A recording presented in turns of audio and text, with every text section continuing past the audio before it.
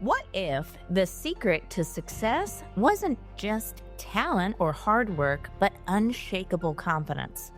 Welcome to Grasp Confidence, the podcast where visionary thought leaders, speakers, and entrepreneurs unlock the mindset and strategies for lasting success. I'm your host, Tara LaFon Gooch, CEO, two-time best-selling author, and international TEDx speaker, and I can't wait to help you step into the most powerful version of yourself. Let's dive in.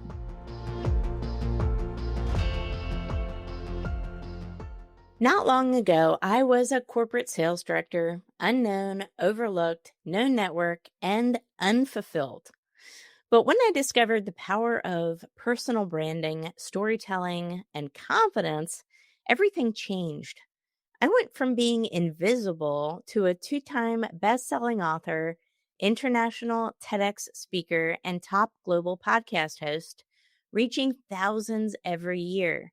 And I want the same transformation for you, to be seen, heard, and recognized as the thought leader you truly are. From TEDx stages to top podcasts and even TV segments, I help entrepreneurs, authors, and speakers amplify their message and build unshakable confidence. Visit bestbranding.solutions and let's build your dream together. Meet Priya Rani, powerhouse speaker, strategist, and visionary founder of Social Apostrophe. With dual master's degrees in business and leadership, she is redefining what it means to build a brand with both purpose and presence. Recently named as one of North Carolina's 50 Women to Know, Priya helps leaders and creatives turn their voice into their vehicle for impact. Get ready to be inspired as she shares how to lead with clarity, creativity, and conviction. Priya, welcome to the show. Thank you for having me, Tara. How are you? Great. And it's kind of fun. So we had a little interesting in-person meeting. You and I were both nominated as one of 50 Women to Know in North Carolina. I met you at that event, and it's interesting. Our energies were kind of just drawn to each other. Yes. And then sometime later I said, "Hey, would you like to be a guest on my podcast?" And it's interesting because you said you were just saying that you wanted to be guest on podcast. So it's like you manifested it, right? In real time. I love that. I did. I'm a true believer of manifestations. And I really think that the power of vision is not believed in enough. And for me, I've just, this year has been such a big transformation for me, business wise, personal life wise. And I'm like, I want to be on the podcast. I want to be on the stage. And both of those things happened. So it was like, okay, there is something. And that's, I think, in the process of manifestation, I am discovering the power of belief. So yeah, it's wonderful. I love that. People don't give it enough credit, but it happens relatively quickly if you believe in something. Yes. Yes. And it's asking for something, wanting it, but then also letting it go and not having like your worth depend on it, not having not needing validation from it, not needing some type of external thing from it. When you can believe in something and then hold it loosely in your hand, that's when it comes to you, right? Have you had that experience? Absolutely, yes. And I'm glad when you say that, you have to let go. I think there is so much of people don't understand what manifestation is, or even for that matter, as a simple term is self-belief, because so many times they're both approached with so much fear. Like they'll say it out loud, like, I want this and I believe in it, but deep down, they're still holding back. I'm like, what if? What if I don't get it? Or what if I'm not worth it? So I think it is tied down so deeply into what your really, really dreams are. Like, do you believe you deserve that dream coming true? Do you believe that that vision coming into life is really your what's written for you? You know, and that's what is so important. Like, you have to take a step back and see, like, okay, if I am wanting it, if I'm putting that on my vision board, if I'm saying that I want it, the power of the spoken word, right? At the end of the day. And if you say that, do you believe that? Are you meaning it? Are you meaning it? You know, that's what it comes down to. And I know that even you shared your own experiences with me about manifestation. And I think that's what the energy connection was about, just making it happen. You're wanting it so badly. You're wanting it so much that nothing else makes sense, you know? And if I may, like, people would say that, oh my gosh, you really are crazy that you want it so much. Like, you really think that's going to be possible where you are, or how you're going to do it. How are you going to do it? So all those, when those doubts seep in, and you have to be like, no, that's not what I am. Those doubts are not mine. It's how people are viewing my journey as, but I know my journey, what I've been through, what I want to do. That's when you're like, okay, I see the possibility that it will happen. Mm. So many times I hear people saying, like, I'm not ready. I don't know if this is the right time, but when is though? When are you going to be ready? You know, you're constantly just in different phases of life. Tomorrow, something else might happen. Day after, something else might happen. You might make so many different personal decisions and life decisions that you never know where you're going to land. But you're never going to be ready if you're going to wait, waiting for the right time. It's not going to come. It's never going to come. And that's what blocks so many people from reaching that next level. I see this with TEDx speakers. And that's, a client base that I have. I coach TEDx speakers. I have 6 speakers right now that I'm coaching one-on-one, and we're all in the process of landing that first TEDx talk. The ones who get on stage, take a note, everyone, because this is important, are the ones that know they will get on stage. They know so much that they look at the application and the date of the event, they mark it and block it off in their calendar because they know they're speaking that day. I do that too. Yes. I do that too. Should we all not do that, right? I do it. I put it on my calendar. I'm like, this is where I'm going to be. This is where I'm going to be speaking at. And it happens. And And it happens. It's just, I might not have my keynote ready. I might not have the presentation ready. I might not have the attire, anything ready, but I know that I'll be there and I'll figure it out. I think that's what is like the important characteristic. We are so caught up in this whole planning and processes and everything. And I'm not saying that that is wrong, but we have to, I think, realize that is that planning and processing like taking me anywhere, or is it really holding me back? there was a time when I barely spoke about my faith, but this year I decided to be bolder than ever. God placed a calling on my life, and when I finally embraced it, doors opened.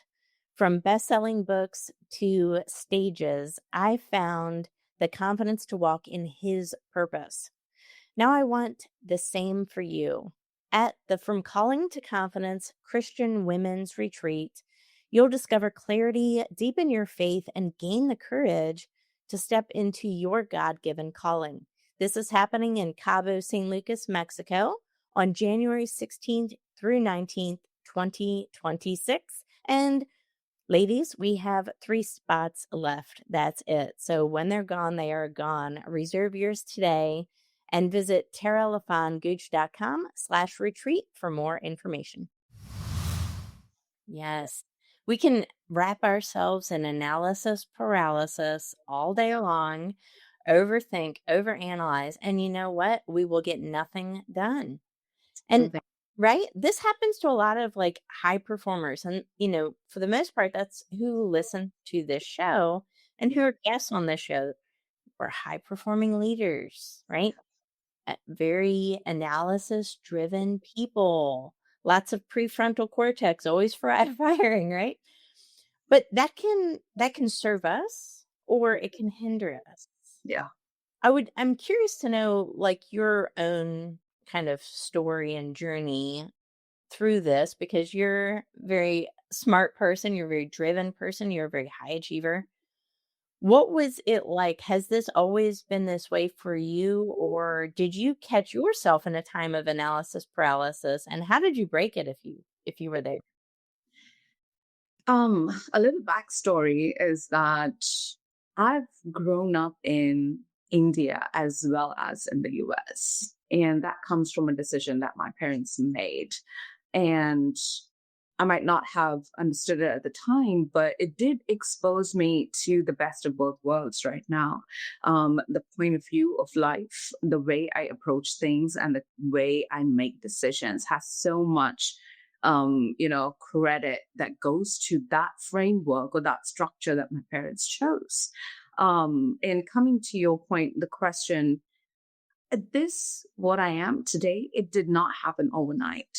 It does not. Because you are growing up with so many different cultural diversity, so many, people who have different mind and thoughts and personalities and perspectives that constantly, there was a time when I would feel like everything is a roadblock. Everything is like, okay, is there anybody who is going to understand what I'm trying to do or what I'm trying to say? Like, there would be questions. Even I started my company when I was pregnant. And everybody was like, oh, well, are you going to justify this? Are you sure you want to do it?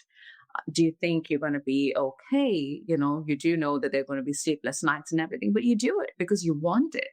You don't confine. And when I saw that this is when people say like, don't do this or do that, the feeling that I had, like, being restricted, that's when I knew that, okay, it is so conflicting that people are asking me to go a certain path, but deep down it doesn't make sense. It's like the universe is telling me like, no, you're not supposed to go there. Like, you meant for something different, you meant for something. So when that voice is like, at the back of your mind, like, you don't feel right, sometimes. I'm sure you must have been in that situation too. Like, when you forced into a decision, when you forced into a particular path, I'm like, no, this doesn't feel like me. This doesn't justify for what I want to do.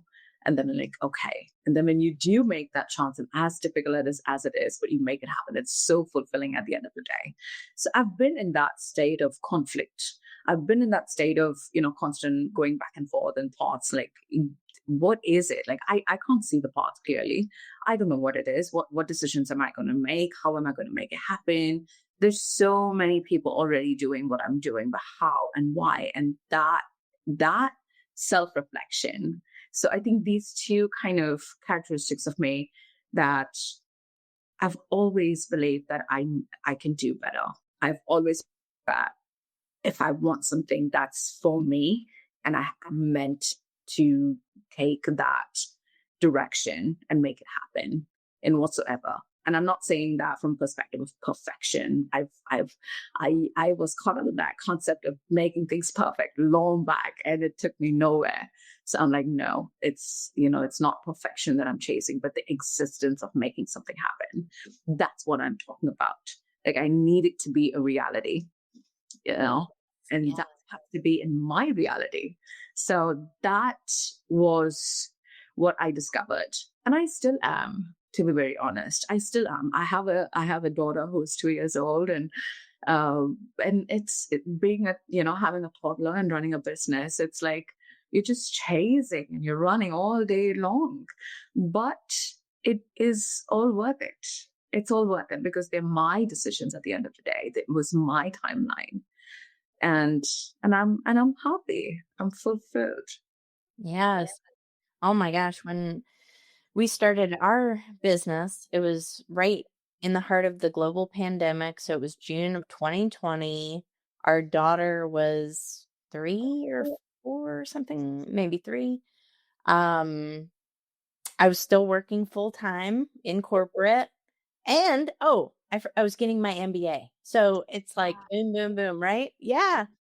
And everybody said, "You're crazy," right? "You're crazy for doing this." To me, I looked at it as I've never had more time because I wasn't commuting to work. So it's, we can listen to those outside voices. And Yeah. those outside voices, it's not to say that everybody wants ill for you. I No. think there's a lot of people that want the best for you. They're just afraid. And they're afraid for you sometimes because they love you. And it's not necessarily from a place of ill intention, but their fear, if you let someone else's fear inhabit and project on you, and then you let that narrative control your next action step,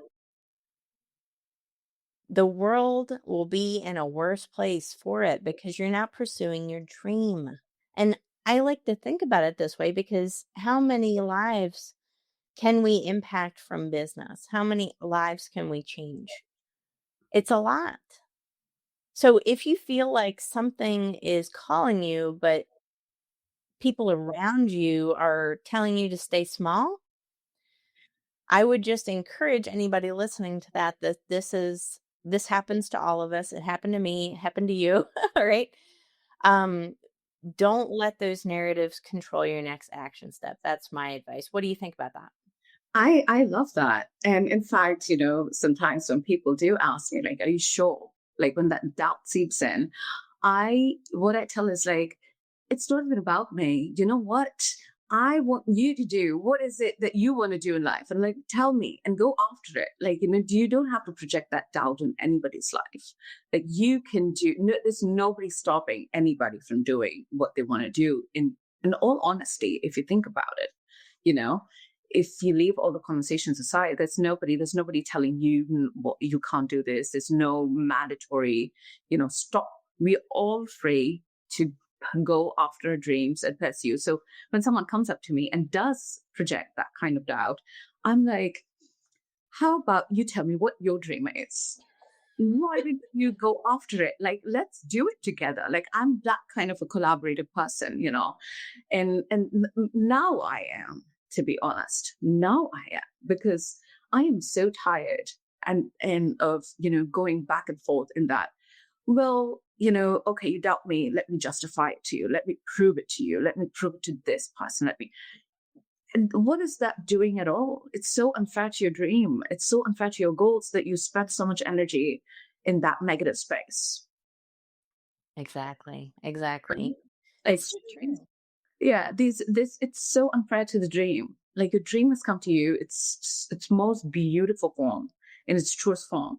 Isn't it really what all it needs is to be existing and make it a reality?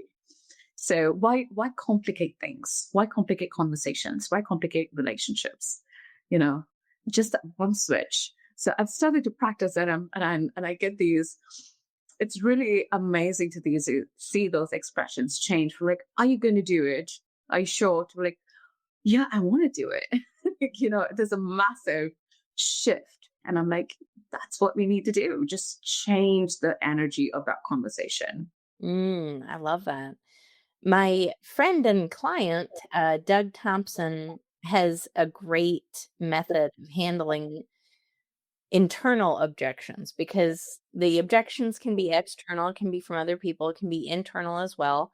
And he says, show me the receipts. Hmm. Show me the receipts. Show me the proof that I can't do this. Oh yeah. And you can say that to yourself when you have self doubt, Yeah. right? You Yeah. say, great, show me the receipts. Show me the proof that I can't do this. Or if someone is telling that to you, show me the receipts. You say the same thing back to them, right? Yeah. Yeah. And I think that's very powerful because we can do anything. We can manifest anything we want to come into our lives with action and belief. And it really doesn't take a lot more than that. You don't have to be the smartest in the room. You don't have to have the most degrees. Yeah. All of my clients, I joke about this all the time. Most of my clients are PhDs, they're doctors, they're surgeons. I'm not as credentialed as my clients are. So why do they come to me for these? Mhm. Right? And I could have imposter syndrome and say, I don't belong in this room. Or I could say, there must be something so valuable about my knowledge that attracts the cream to the crop, the top people. Mhm. It's all about what you say to yourself. And if you say the latter rather than the former, you're going to keep attracting those top tier people into your lives, and more opportunities will come to you and more success. The root is the belief. Yes. The root is the belief. Belief. And as you were saying your story too, right now, what comes to my mind is that e- except for the credentials, but you also take so much action, right? Yes. Yes. That's what is so important. Like you are apart from the credentials, but you're taking so much action, you're learning every day, and you're putting that into your frameworks. You're putting that into some sort of systems and a syllabus or a curriculum for your clients to be benefited from, right? So that is an ongoing education too, and it's all right, right? I love that. It's true. It's so true.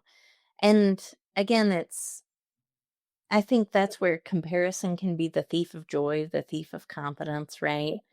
It's not about comparing, it's about collaborating. And that's why I like what you said as well, right? How can we collaborate on this?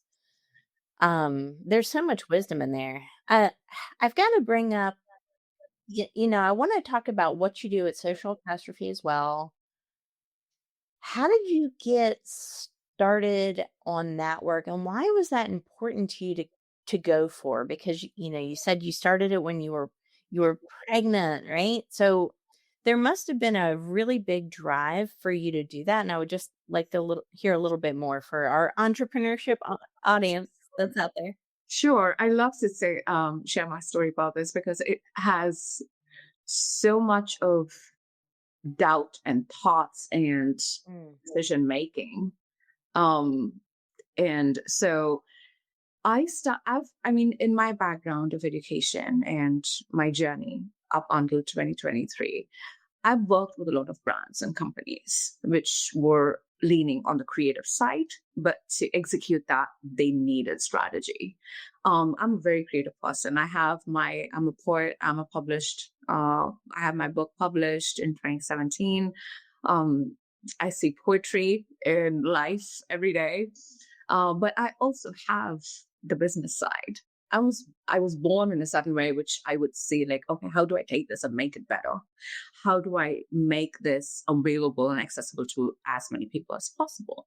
So to combine that, you have design, you have strategy, you have marketing, you have advertising and everything. So I'm like, I think this is what I want to do. And having worked with a few companies, earlier, what I realized is that I love money. I've developed a very, very healthy relationship with money. But when it comes down to investments from clients and you're running a business, so much of it is not justified. And people don't realize that.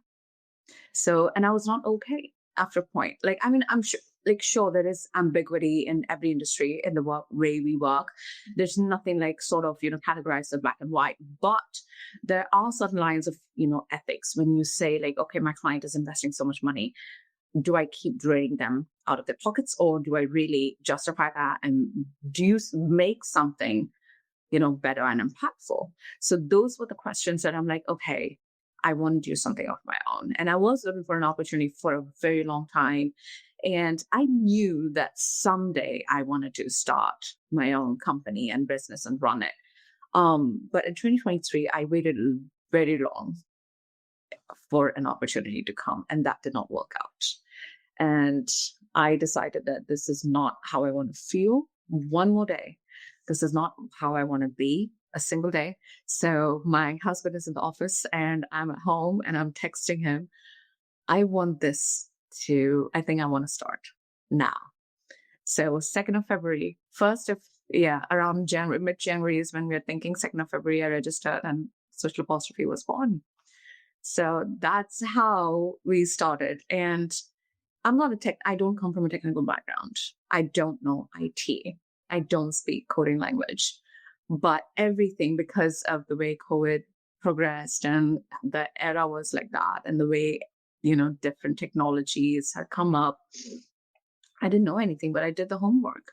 I did the homework, staying up late at night, researching, studying, doing all those trial and errors, going to different, places, doing the door to door, saying that this is who I am and this is what it is. And by God's grace, thankfully now, it's all referral based. People are very happy. So they come by references. But there was a time where you do get into the muddy waters, and when you do talk to people and try to market yourself first, brand yourself first, and sell your services. And people will have those questions and look at you like, who are you? What background, where do you come from? Like, what is your background? Do you know anything? Oh, So yes. they do look at you, either you're too young for them, or either you're too, different accented for them. So those are the real problems and challenges that people really don't talk about when they're starting a company, but it does exist. But you keep going, you keep swimming, you keep walking through the muddy waters, and you do find a place where you really can build something really beautiful. I love that. Oh my gosh, there's so much to unpack there. Just right there. Yeah. I love how you said you have a great relationship with money, because so many entrepreneurs have money blocks. And it's a real disservice for a lot of people. And they can't climb as high as they want to in life until those money blocks are gone. Yeah. Until you can present your price and product, whatever it is, confidently, Yeah. you can't grow and scale as much in your business as someone else can that I guarantee has less talent than you do, right? Mm-hmm. So if you believe that if you believe that your product and service is the best and you are not positioning yourself for success, then you're doing that other person who's a potential client a disservice, because they're going to go to a competitor who serves half and Yeah. delivers half. I've seen it time and time again. And for some people, they might need therapy to overcome a money block. They may need even hypnosis. I've heard people going to hypnosis. Yeah. Whatever you need, like, to get over that hump, do it. Because that is something that can really, really advance you in life or hold you back in life, Yeah. are those like blocks, right? And I mean, I had it. It was something for me that was present in my life. I grew up with little means. So when I started a business, it was hard for me to ask for money sometimes, right? And that that's gone away now. I would confidently say I have zero money now. I'm like, there's not enough. Like, I don't look at money the same as I used to. I used to look at money as, this is so much. How can Yeah. I ask this? Yeah. Now I look at it as, it's just a number, and it's just energy. It's your friend in It's a a way. friend. It's your friend The in a way. more money I get, the more I can give. Yeah. It's a friend. It's a great friend. It requires so much of awareness. And I can't stress on this part enough. You have to be a person who believes in self-reflection. Yeah. You have to dedicate that time and really say, like, okay, why am I reacting this way to certain things? Why do I feel about this in a particular way? Is it because of, because people are like, they say like, oh, well, past is gone.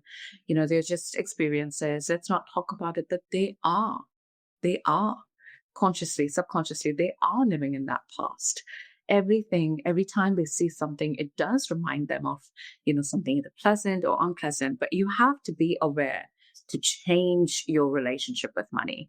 And some of the things that really helped me was surrounding yourself with people who talk about money in a happy way. Yes. You cannot be surrounded with people who view money as like, oh my gosh, how are you doing this? Oh my gosh, it's too expensive. It's too this, it's too that. And everything cannot be boxed in income and expense. There has to be like investments, okay, how much are you putting in this? There have to be different boxes as you're growing up. You cannot approach money the same way that you would as a teenager, when it was just pocket money or just a limited resource. Now you have so much. What are you going to do about it? Yes. I love that. That's such great advice. It's all about who we surround ourselves with. Surround yourself with people who are talking about business and scaling and growing and investing. Surround yourself with people that are talking about money and how to make more of it, how to invest it, how to grow it. Surround yourself and don't surround yourself with people that are afraid to start a business, that have analysis paralysis, that wait forever to do anything, that are castle builders Mm-hmm. and not empire builders. Mm-hmm. Big difference. And this is something I learned too. Like, I love that. I want you to say that again because it's such a important point, and people don't focus on that, right? I will say that one more time because Yes. it's true. It begs that surround yourself with people who are empire builders, not castle builders. If Mm-hmm. the people that you are talking to, the people you're associating with, talk about all the things they can do but never take action, love them from a distance. Yeah. And that is going to sound harsh. There's people that are listening to this, Priya, and they're going to say, "Ooh, that's kind of mean, Tara. What? I'm cutting off people." I said love them. I didn't say don't love them. Love them from a distance. Your energy, your impact, your beliefs are directly tied to the people that you spend the most time with. Absolutely yes. Absolutely yes. Your relationship with your partner, Yeah, that's massively important. Your massively. relationship with your friends and your relationship with yourself, Yep, right? yep. Those three are so important because if you don't fix that, if you don't work on that regularly, and it is effort. It's not, you can't just say like, oh, you know what, I have a great husband or have a great wife or I have a great friend, circle of friends, but are you nurturing it? Are you nurturing it? The greatest of the tree will die if you don't nurture it. It's a very simple philosophy, right? But people don't do that. People are so tired of putting that effort right now. And they're like, oh, how did they do it? And they're so happy. How is it working for them? How is it? Because the behind the scenes is so much work. Nobody gets to see that, but it is there. It exists. Yep. You know, it does. I may be looking like this, but you don't know the behind the scenes of, the sleepless nights, the constant, client deadlines, meeting that, designing, strategizing, working on so many things, but you do show up. You show up in the most ambitious way. Mm. Say show up in the authentic way. For some reason, I have started to have a very different viewpoint of that word recently. So, but yeah, show up in your most ambitious way. I love that. Your most ambitious way. And that involves doing work in the dark, Yes. doing work when no one's clapping. Yes. The reality is that we support people who have already made it, who are already popular, who are already successful. Yeah. But there was a period of time when those people, we didn't know who they were, but they were building and they were building in the dark when no one was clapping. They were getting up at 4 a.m. when everybody else was sleeping. They were working on the weekends when everybody else was partying. They were studying when everybody else was, having fun, doing whatever. Success requires sacrifice. It does. And if you want to be ambitious, if you want to tackle the goals, if you want to become extremely confident and go after your dreams and build an empire, it's all possible for you because I do believe that if one person did it, you can too. There's nothing stopping any of us. Mm-hmm. It starts with the belief. Starts with the belief, starts with why you want it. Yeah. And one of my signature quotes is like, dreams happen when you happen. So dreams are not going to happen if you don't happen, you know? So yeah, I do believe that. Oh, guys, this was what a good episode. I do believe all of this, and I believe that anybody listening to this right now has a dream. They have a vision. They want more out of life, or else you wouldn't be listening to this show. I want everybody today, after listening to this episode, to get really granular and really clear on at least just one thing. Maybe it's one big goal. Maybe you want to write a book. Maybe you want to start a business. Maybe you want to start a podcast or speak on stage or do a TEDx talk or build an empire, whatever it is. What's that one goal? Okay. And now, what is one thing in your life that is holding you back from that goal? Yeah. Maybe it's your friends, maybe it's your environment, whatever it is. Maybe let's get clear on that too. And then what's one thing you can bring into your life? So what's one thing we need to remove? What's the one thing we can insert to make that goal a possibility? And takes one step today in the direction of getting closer to that goal. What is it? And setting that, setting the framework for those questions, I had asked myself in 2024, we had been to Hawaii and I was returning. And I said, I'm not going to feel this way in 2025. I love the trip. And that's why I was able to say that, because I knew how I felt in that trip and I loved it. And I'm like, this is what I'm going to carry forward. So the most of what I felt in 2024 is not how I'm going to do it. This is not how I'm going to end this year. That was my game-changing question, because that was like, oh, okay, let's talk. That was my self-reflection, big time. The questions, the things that I had to really pen down and say like, okay, all of this goes, this stays, this moves. So I love that. question. It's kind of like a personal audit. I was gonna say the short term of it. Yes. Well, one word. I Yes. love that. I love that. Well, thank you so much for being a guest on this show today. I'm glad that I helped bring your manifestation into life. You said you wanted to be a guest on a podcast, and I invited you as a guest onto my show. I'm so glad we met and connected. Any final words of wisdom for the audience? Anything that you want to impart on our listeners today before you head out? Yes. But Tara, thank you so much, firstly, for having me and giving me this platform. I think what you're doing is phenomenal and so impactful, and I'm so honored and proud to be one of your guests on this podcast. So I wish you all the best too for future episodes, and I would love to see you again in person very soon. One piece of wisdom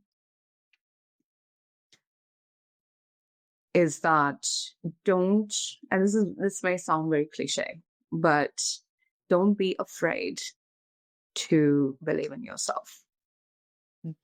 But as much as that belief is important, don't hold yourself back from putting in the hard work. You have to put in the work if you want the results.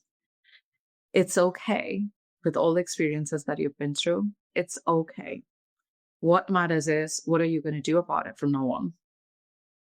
So one piece of advice is ask yourself the tough questions and learn to be okay with failures, with timelines, with things not happening in the way that you planned, because it's never a question of if, it's a question of when. It's a question of when, not if. I love that. Where faith meets confidence plus action, anything becomes possible. Anything. Believe it, have faith that it will come true, take the action steps needed to align, and then be confident that the outcome is already on its way to you. Guys, Thank you so much for listening to this episode of Grasp Confidence Podcast. Again, I am your host, Tara LaFon Gooch. You can find me on any social media platform. Go ahead and connect with me. I'm on LinkedIn, especially all the time. Love that platform. And then go give the show a follow. Make sure you're following on any podcasting platform that you are subscribed to that you like, and leave a review in Apple. We just crossed 1.5K reviews on Spotify, which is amazing. 1,500 of you failed to leave 5-star reviews. Love that. We could use some love on Apple. So give us some shout outs on Apple with your favorite guests, your favorite takeaways from this show, and what helped you succeed and why. I love hearing from our listeners and our guests. And we will see you on the next episode, guys. Take care.